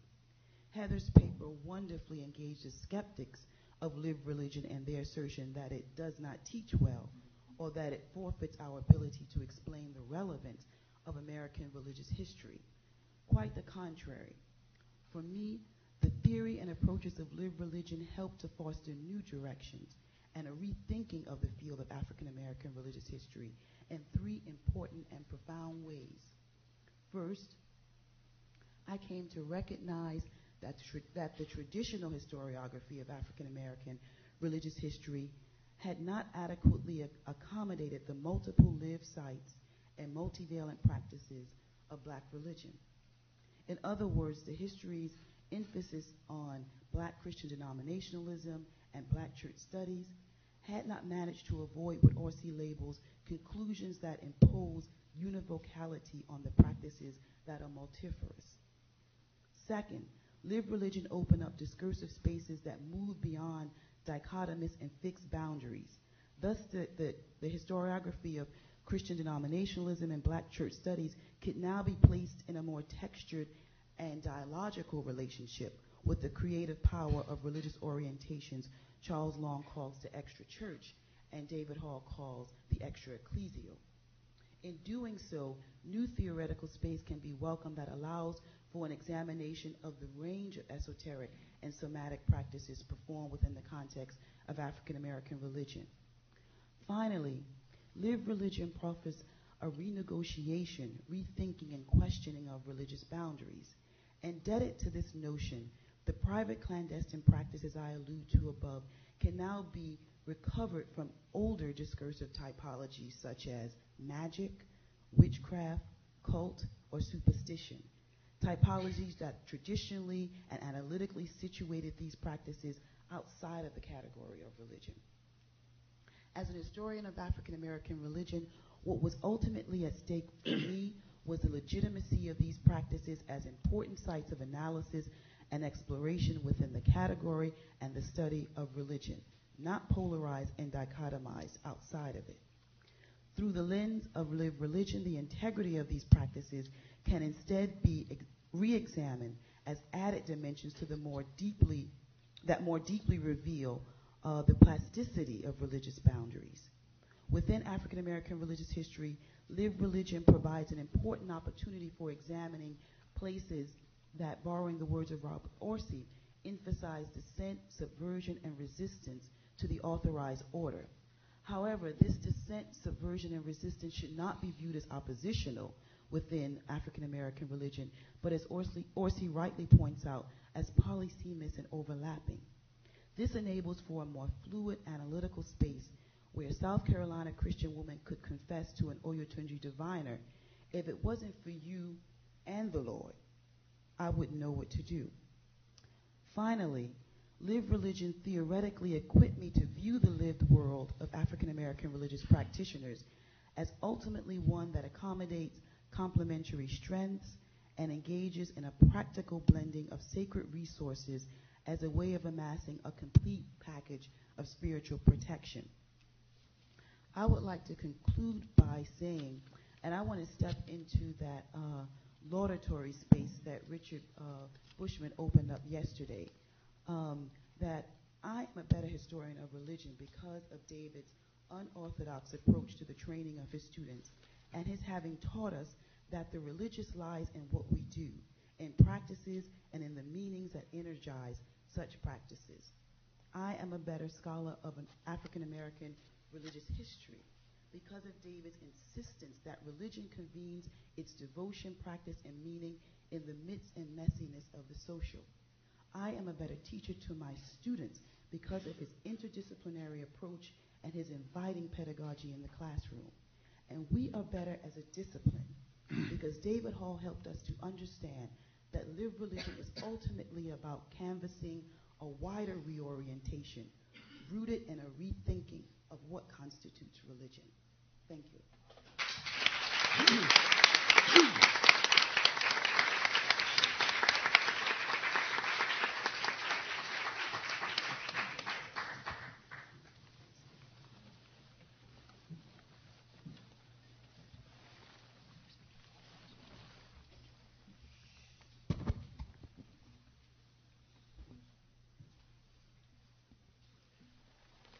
It is a great privilege to be here to contribute to the honoring of David as a scholar and mentor and as a friend.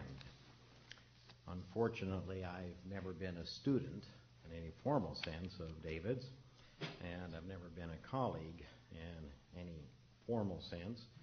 But when I heard that this conference was being planned, I started dropping hints to Heather and to Marie about how much I wanted to be invited. It was pretty shameless, actually.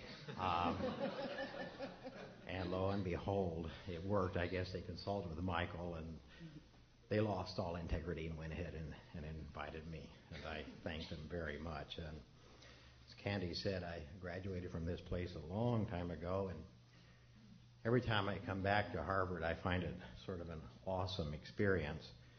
My colleague Stanley Hauerwas likes to say that long after Christianity is dead and gone, the United Methodist Church will still be flourishing. And I sort of feel that way about Harvard. Long after civilization is dead and gone, Harvard will be here and flourishing. This building brings back warm memories of my mentor, Bill Hutchison. Of the many gifts that Bill bequeathed to his students, one of the greatest was his insistence that a professor's job is to teach students how to think, not what to think. And the same can be said of David. In the past 10 years, I have been with David 3 times in multi-day conferences. 2 of those conferences involved, I think it was 4 days in the sprawling metropolis of Crawfordsville, Indiana. Lori was there and Anthea was there. We should get medals for doing that at Wabash College. And at Wabash, we saw in David a model of rigorous analysis and cogent argument, yet always, and I stress always, coupled with respect for the views of every person at the table. Indeed, I noticed that at lunch and dinner, David usually spent more time talking with beginning doctoral students than he did with the senior and internationally distinguished professors like himself. Besides that, for as many years as I can remember, David also has modeled another ideal, and that is how to take your work seriously, but not yourself. So for all of those reasons and more, David, I stand in your debt and count myself a grateful admirer. The 4 papers before us today are too rich to summarize in detail, and besides, the fun lies in the discussion if we should get any time for discussion, not in listening to some commenter go on and on about the paper he wished that he had written. So I will limit myself to trying to extract from these 4 perceptive and beautifully crafted essays some overarching themes, and then I'll comment on some of the opportunities that lived religion studies offer for us more broadly. I first want to take a minute to reflect on the meaning of the term lived religion. My stepfather is 80 years old and lives in a nursing home in New Mexico, and I try to call him every few days. And I called him and told him that I was coming here, and he said, well, he's a retired electrician from North Dakota. You have to know that. And he said, what are you doing there? And I said, well, I'm going to talk about lived religion.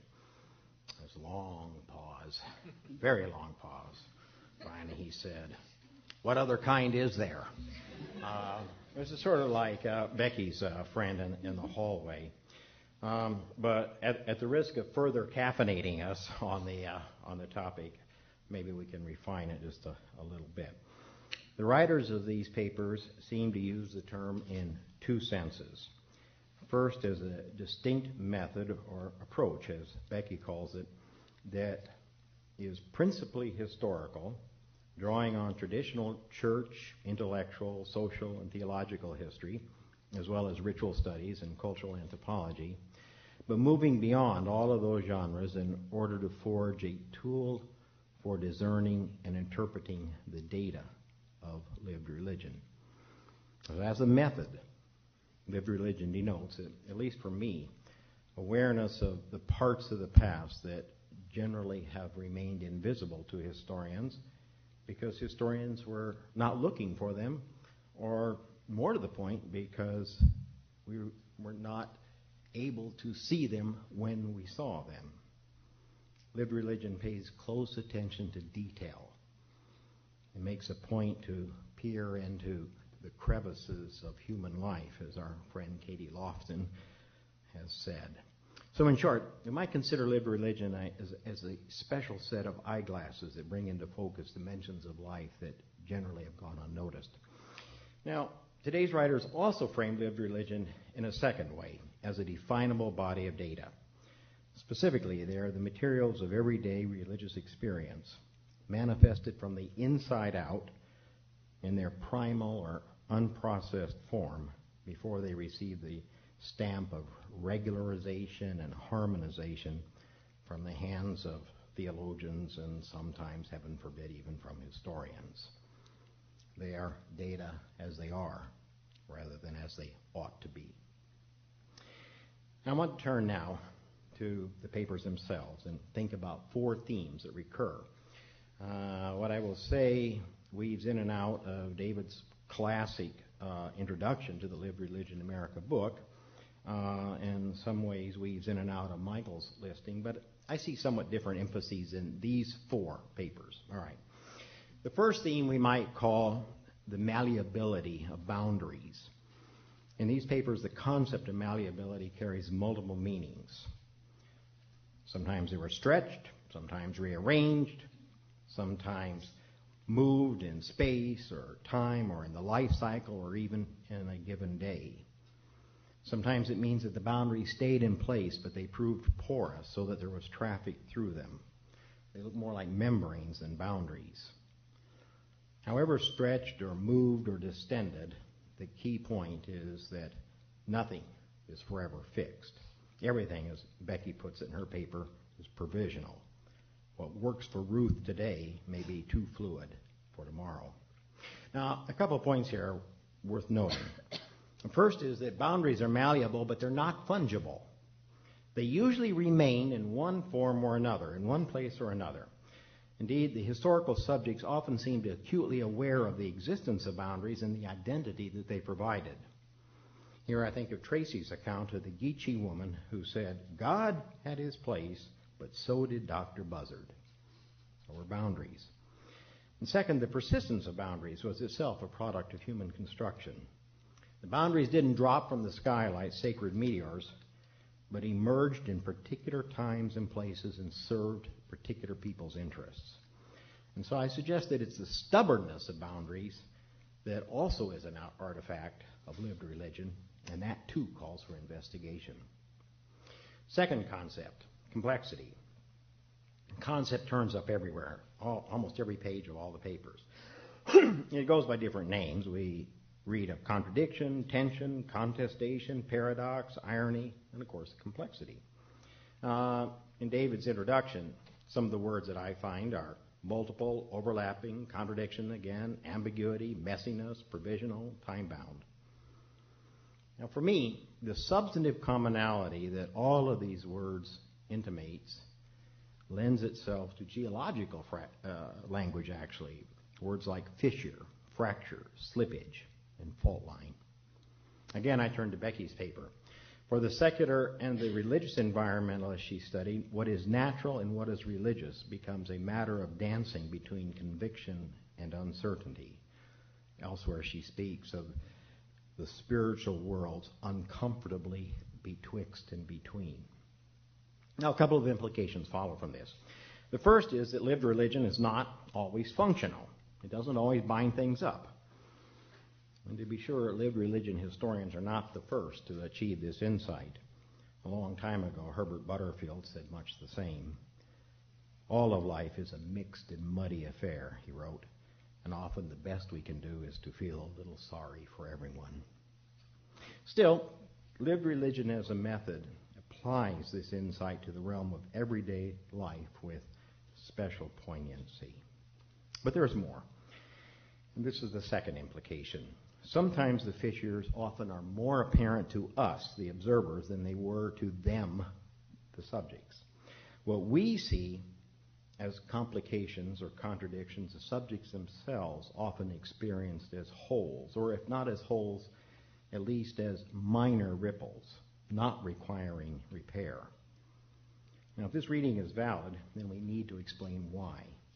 Why does it seem problematic to us? Why did it not seem problematic to them?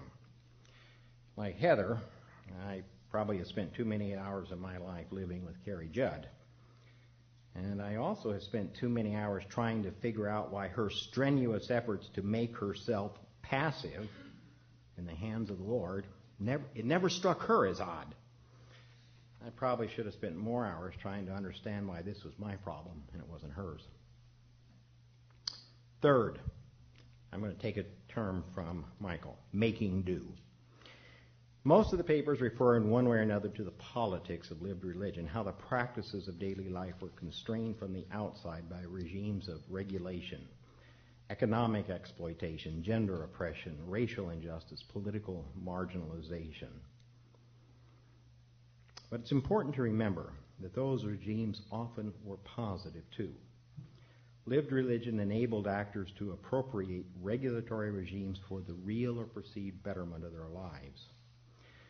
And here I might note that in their, I'll say, brilliant introduction to Practicing Protestants, Laurie and Lee and Mark Valeri acknowledge both sides of those regulatory regimes. Drawing more on Christian theologians than on social theorists, they recognize that structures often functioned as disciplinary rather than as punitive. For many, they became the media for a faithful way of life, humane, enabling, and supportive. And that's an important part of the story, too. Fourth, relevance.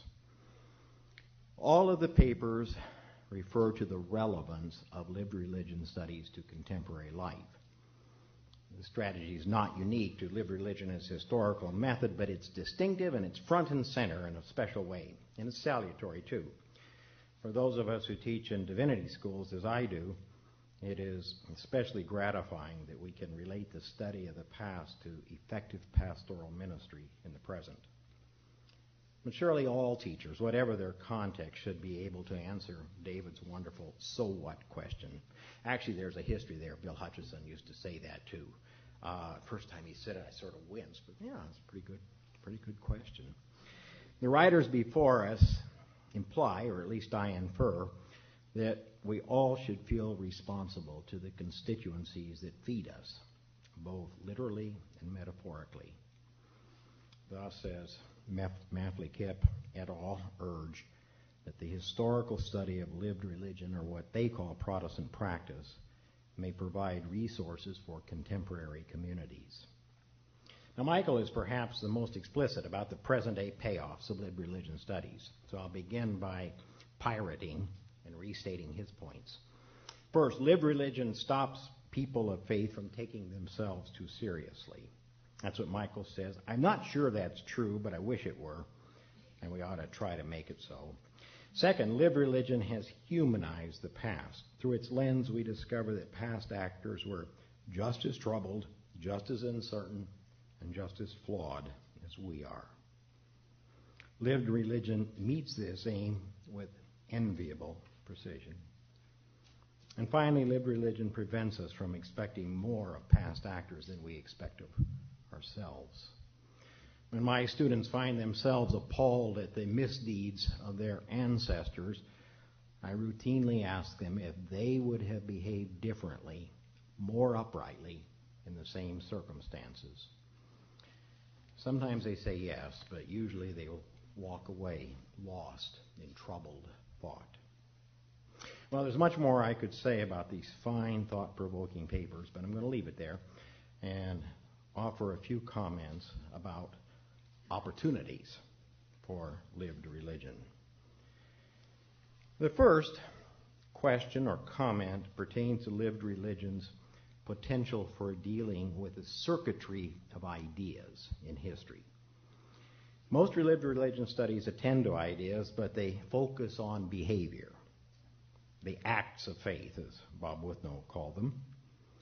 In my experience as a historian and my increasingly longer experience of life is that most religious people think that their ideas in general and their ideas about religion in particular are true, which is to say they think they are discovered, not invented.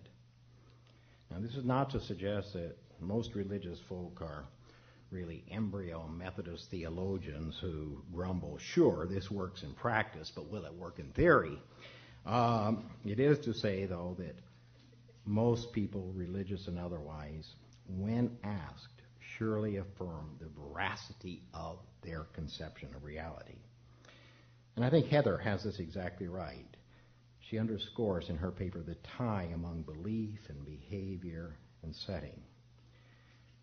I would emphasize what Heather suggests, and that is that the opportunity for lived religion is to prove itself an instrument supple enough to chart the full circuit of structure, ideas, behavior, testimony, environmental confirmation or disconfirmation, and then how that circuit moves back again into a new spiral.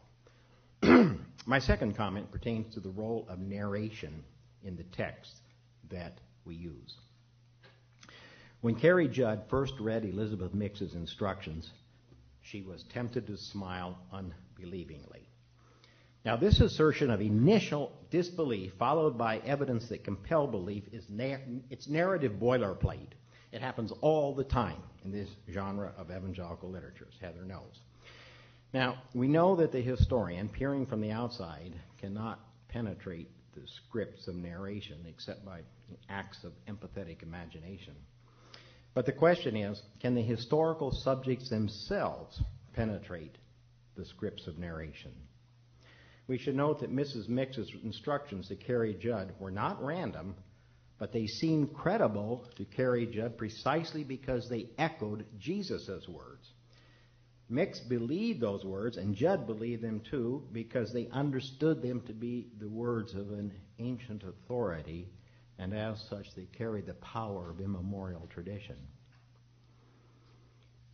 If lived religion is a menu of resources, as Michael puts it so nicely, the question is, how does the historian navigate between the creativity in that menu and the narrative scripts that already define or predefine them? Brings me to a third comment. It has to do with integrity. In brief, how do we honor our subject's intentionality and at the same time honor the public nature of our discipline? Heather suggested that moving from performance theory to lived religion addresses that problem. Well, I think it helps, but I don't think it solves it. Note Tracy's exposition of the sign at the gate of the Oyotunji village. The sign said, "Welcome to Oyotunji, you are entering another realm." Well, that's exactly what lived religion does not allow us to do. It does not allow us to leave things in another realm. The challenge is to historicize, or as Heather put it, to show how people lived at a precise historical and cultural moment. I don't have an easy answer for this question, except to say that lived religion seems as likely to be able to grapple with the problem of the numinous as any other method, and maybe more so. I hope so. 4. I have 5 altogether, so we're coming near the end. I wonder about lived religion's utility for dealing with life experiences to the right of the everyday. By to the right, I mean mass experiences.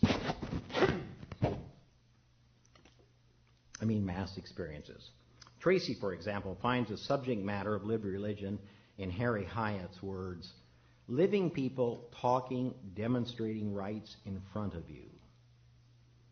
And in Malinowski, she says the routine of the working day, the care of the body, the manner of taking food and preparing it, sympathies and dislikes. These are ordinary experiences, and I'm contrasting ordinary experiences with mass experiences. And I'm wondering how that would work for those of us who sometimes work in that realm. As Candy mentioned, I'm working on a project on Billy Graham. And I find myself struck by the phenomenon of scores and hundreds and thousands and sometimes tens of thousands of people moving forward in the stadium bleachers in response to his invitations. And I have to ask, what's going on? For some people, it's a lark.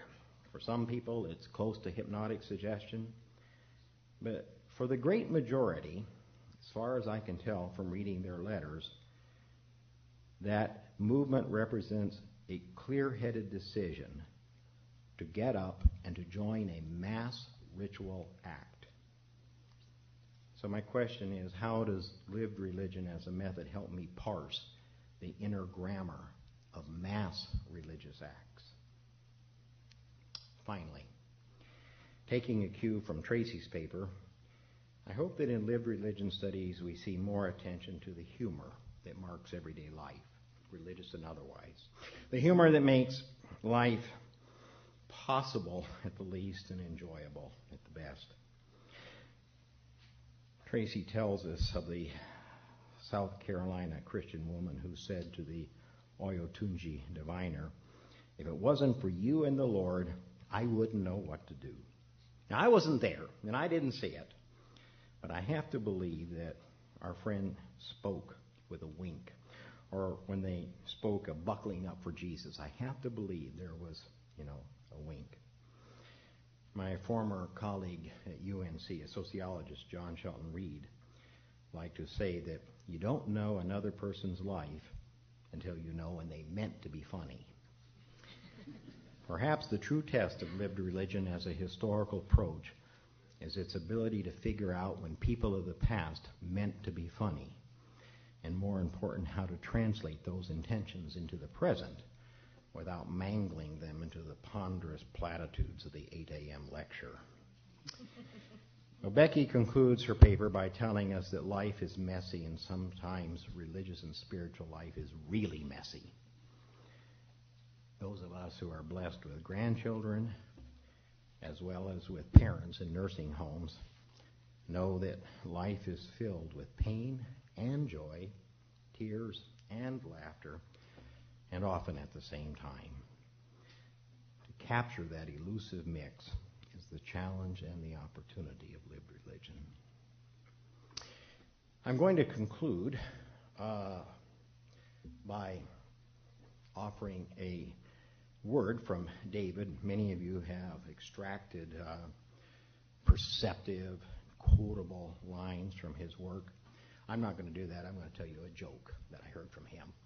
And I tell you that joke because it's my favorite joke in my repertoire. All right? 3 old historians are talking about how they want to die. And one says, I want lots of warning. I want to be able to get everything in order and say goodbye to everybody. That's how I want to go. The second one said, boy, not me. I want to be out on a golf course, and I want to be hit by lightning. I want to just go instantly. I don't want to know it. Third historian said, when I die, I want to die in a faculty meeting. And the others looked at him and said, why?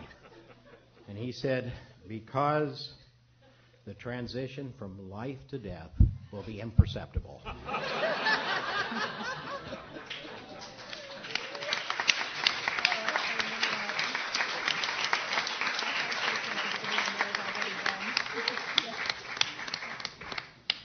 Thank you, Grant.